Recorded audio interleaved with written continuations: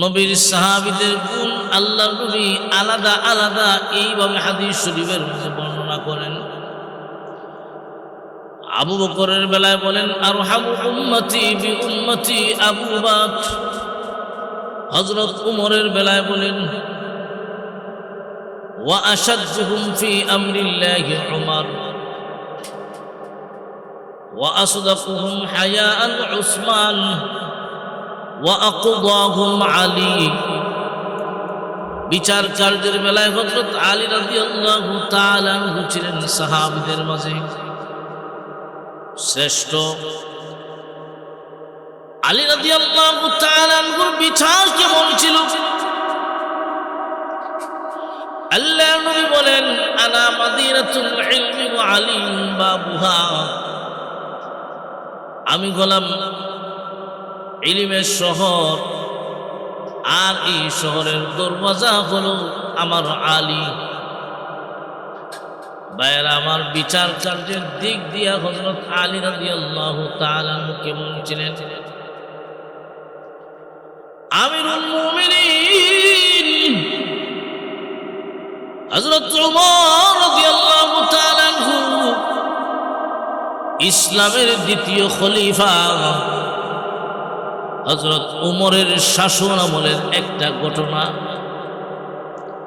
আলী রাদিয়াল্লাহু তাআলা আনহু বিচারকের ভূমিকায় কেমন তার বিচক্ষণতা ছিল। হযরত ওমর রাদিয়াল্লাহু তাআলা আনহুর খেলাফতকালে মদিনাতুল মুনাওয়ারায় একজন আল্লাহওয়ালা যুবক বাস করত। ওই যুবক দেখতে যেমন বাহ্যিকভাবে চেহারা সুন্দর, ঠিক তেমনি ভাবে ওই যুবকের চরিত্র ছিল সুন্দর। ওই যুবকটা আল্লাহর নবীর রওজার সামনে দাঁড়ায় যখন সালাম দেয়, যুবকের ভিতরে নবীর প্রেম আর ভালোবাসা এমন ভাবে ছিল, নবীর রওজার সামনে আসা মাত্রই এমন ভাবে কান্নাকাটি করত। ওই যুবকের কান্নাকাটি দেখা আশপাশের মানুষেরা আর সহ্য করতে পারে না, তারাও কান্নাকাটি করত। এত প্রেম আর ভালোবাসা আল্লাহওয়ালা যুবক, তার দেহ তার চরিত্র এত সুন্দর ছিল, বাহ্যিক যেমন সুন্দর চরিত্র তেমন সুন্দর। খলিফাতুল মুসলিমিন উমর রাদিয়াল্লাহু তাআলা ওই যুবকটাকে বলেন, যুবক রে, আমার মনে হয় মহান আল্লাহ পয়গম্বর ইউসুফের অর্ধেক সুন্দর তোমাকে দিয়া দিছে। ভাইরা আমার, লক্ষ্য করে দেখুন, ওই যুবক আল্লাহওয়ালা যুবক, যার চরিত্র বড় সুন্দর, ওই যুবক একবার মদিনা থেকে একদল কাফেলা হজে যাবে, মক্কাতে আসবে, হজ করবে, একটা হজের কাফেলা। ওই যুবকও ওই বছর হজ করার জন্য মক্কাতে আসবে। ওই যুবক এবং মদিনাতুল মুনাওয়ারা থেকে একদল মানুষ, যাদের মধ্যে নারীও ছিল পুরুষও ছিল, তারা মদিনাতুল মুনাওয়ারা থেকে মক্কায় আসবে হজ করতে। ওই কাফেলার ভিতরে একজন সুন্দরী নারী, যার চরিত্র বড়ই খারাপ ছিল। ওই যুবকটা ছিল আল্লাহওয়ালা আর চরিত্রহীন নারী ওই আল্লাহওয়ালা যুবকের প্রতি আসক্ত ছিল। ওই চরিত্রহীন নারী, খারাপ প্রকৃতির নারী, আল্লাহওয়ালা যুবকের প্রতি আসক্ত ছিল, দুর্বল ছিল। কিন্তু কিভাবে ওই আল্লাহওয়ালা যুবককে তার দিকে আকৃষ্ট করতে পারে, এই চিন্তাই ছিল ওই খারাপ প্রকৃতির মহিলার মাথায়, শুধু এই চিন্তা ভাবনা। ওই কাফেলা মদিনাতুল মুনাওয়ারা থেকে মক্কাতে যখন যাবে, আমিরুল মুমিনিন হযরত ওমর কাফেলার লোকদেরকে বলে দিলেন, তোমাদের সাথে আল্লাহওয়ালা একজন যুবক, তোমাদের সাথে আল্লাহওয়ালা একজন যুবক আছে। ওই যুবকের পরিচয় দিয়া বললেন, সাবধান, তার সম্পর্কে তার সাথে তোমরা খারাপ আচরণ করবা না, সম্মান করবা, বিয়াদবিমূলক কোনো আচরণ করবা না।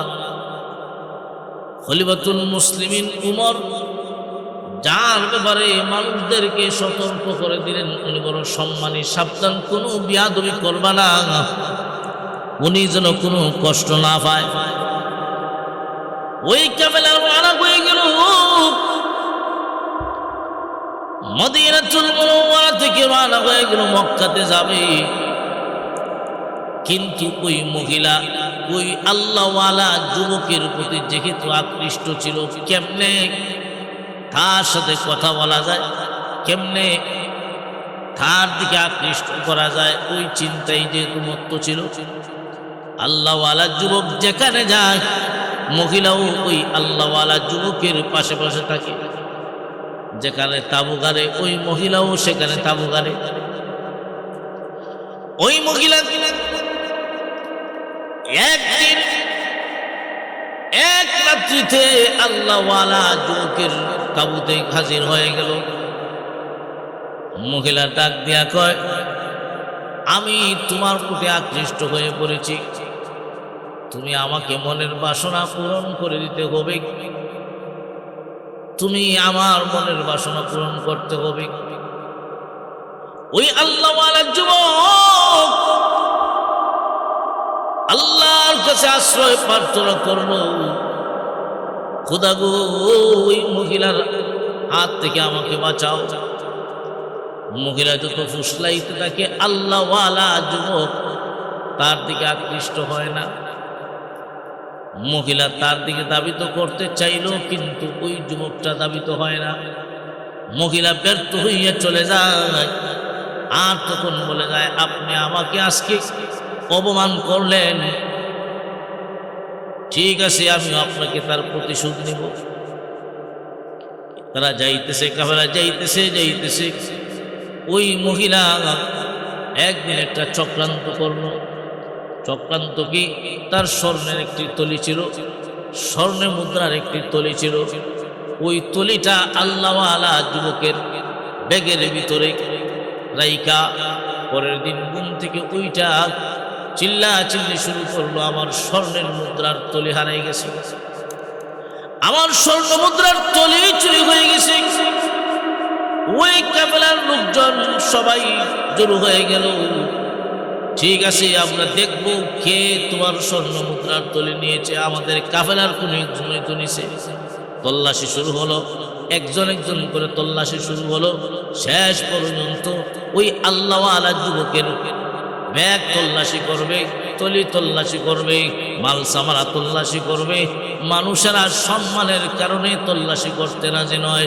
মহিলা বড় অনুনয় করতে লাগলো, উনি তো মানুষ, উনি তো ফেরেশতা না, ওনার মাধ্যমেও ভুল হতে পারে, সুতরাং ওনার তলিও, ওনার মাল সামানাও চেক করতে হবে। মহিলার উন্নয় আর বিনয়ের কারণে ওই আল্লাহওয়ালা যুবকের মাল সামানা, আসবাবপত্র তল্লাশি শুরু হয়ে গেল। শেষ পর্যন্ত মহিলা যেইভাবে চক্রান্ত করেছিল, ওই আল্লাহওয়ালা যুবকের আসবাবপত্রের ভিতরে দেখা যায় ওই মহিলার স্বর্ণ মুদ্রার তলি। এখন তো প্রমাণ হয়ে গেল ওই যুবকটা মহিলার স্বর্ণ মুদ্রার তলি চুরি করেছে। মানুষ যুবকটাকে বলতে লাগলো, তুমি না কত ভালো মানুষ, তোমার চরিত্র সম্পর্কে আমিরুল মুমিনিন হযরত উমর রাদিয়াল্লাহু তাআলা আনহু তোমার সম্পর্কে বলে দিয়েছে, তুমি না দেখতে কত ভালো, তোমার ভিতর বুঝিয়ে তো খারাপ। মানুষেরা তখন সেখানেই ওই আল্লাহওয়ালা যুবকটাকে মারপিট শুরু করতে লাগলো। আল্লাহওয়ালা যুবক কয়, আমি কিছুই জানি না। যাই হোক তারা চলতেছে। আল্লাহ আলা যুবককে হজের দিকে যাইতেছে। আল্লাহ আলা যুবক কয় আমাকে হজ করতে দাও। আমি হজ করি, হজের কাজ শেষ করে আমি এই জায়গায় আসবো, একটি নির্দিষ্ট জায়গায় আসবো। এখান থেকে তোমরা মদিনায় নিয়ে যাইবা, আমাকে দূরে নিয়ে যাইবা, খলিফাতুল মুসলিমিন উমরের কাছে বিচার দিবা, কোনো সমস্যা নাই। এখন যেহেতু আমি হজ করতে এসেছি, আমাকে হজের কাজ সম্পাদন করতে দাও। ঠিক দেখা গেল হজের সুযোগ দেওয়া হলো। ওই আল্লাহওয়ালা যুবক হজ করে কথা অনুযায়ী নির্দিষ্ট জায়গাতে এসে গেল। ভাইরা আমার লক্ষ্য করে দেখুন, ওই কাফেলার মধ্যে কিছু সংখ্যক মানুষ এই কথা বলা বলি করতে লাগলো। কি ব্যাপার কিছুই বুঝলাম না। লোকটা যদি সত্যি চুরি করত হয়তো এখানে হাজির হইতো না, কিন্তু তার কথা অনুযায়ী যেহেতু হাজির হয়েছে, এতে বোঝা যায় লোকটা চুরি করে নাই, নিশ্চয়ই কোন চক্রান্ত আছে। মানুষের ভিতরে একটা কানা ঘুষা শুরু হয়ে গেল।